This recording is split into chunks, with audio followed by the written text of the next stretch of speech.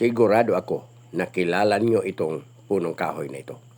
Ito ang talisay tree. Madalas nating makita ito sa tabi ng dagat, sa mga beach, tabing ilog.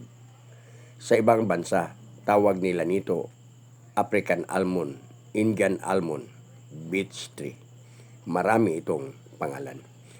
Alam niyo, mula sa bunga, dahon, bark at ugat, malaki itong pakinabang natin para maalagaan natin ang ating kalusugan. Ang mga chemical compound sa talisay, flavonoids, camphorol, quercetin, tannin, tercatin, saponin, phytoesterol. Itong mga compound chemical sa talisay, makatulong ito sa ating problema sa pangkalusugan. Magbanggit lang ako ng isang problema sa ating kalusugan, ang ating atay. May problema ka ba sa atay? Wala ka pa bang problema? Kung wala ka pang problema, gumamit ka nito, uminom ka nito para madipinsahan natin, mapalakas natin ang ating atay. Pero kung may sakit ka na, lalo kang nangailangan nito ng talisay. Nangailangan ng talisay. Ano ba ang role ng ating atay sa ating katawan?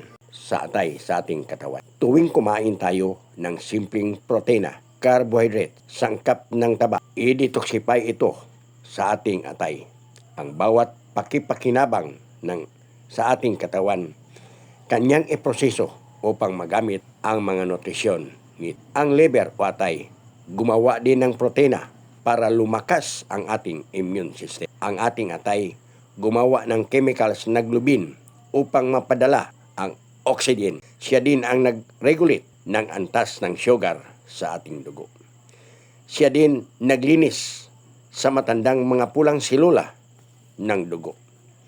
Ang liver o atay ang nagtago ng hormone sa loob ng ating katawan upang ang daloy ng dugo hindi mag-clot o bumara. Gumawa ang ating atay ng anti-clotting compound. Ang liver ang nag-detoxify sa mga lason sa ating katawan. I-detoxify niya, linisin niya, i-detox niya ang ating dugo. Ang ating liver ang gumawa ng pulang dugo sa katawan para sa katawan ng sanggol sa loob ng sampupunan ng kanilang ina. Kay dami pang ginawa ang ating atay. Ngunit kung hindi natin ito bigyan ng pansin, ito humihina at makaepekto ito sa ating pangkalusugan. Hindi natin malalaman kung ang ating atay may problema na ayon sa research. Pagkalahati ng ating atay ang nagproblema, wala kang makitang simptoma, wala kang mapansin na simptoma. Ngunit kung 3 buwan ka na lang mabuhay, diyan pa makita ang simptoma nga ikaw may problema na sa atay. Minsan, huli na ang lahat.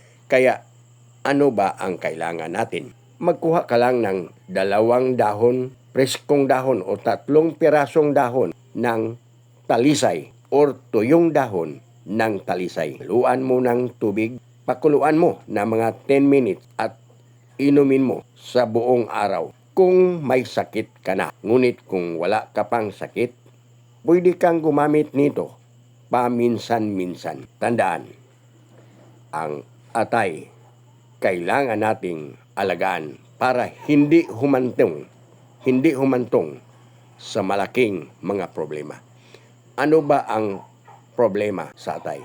Hepatitis E, ngunit hindi ito talaga delikado. Pwede itong magamot. Hepatitis B, mayroon ding gamot nito. Ngunit ang pinakatindi, ang hepatitis C, dahil umabot ng 15 years sa loob ng iyong katawan, hindi maalis yung virus nito. Kaya kailangan nating alagaan ang ating atay. Ang talisay makatulong nito. Ngunit hindi ko kayo pinilit na maniwala sa akin. Ang ginawa kong mga content para lang may mapagpilian kayo, pero nasa inyo ang desisyon. Gumamit ba kayo nito o hindi? Bakit alam ko? Dahil ako ay herbalist. Please subscribe my YouTube channel. Like and share.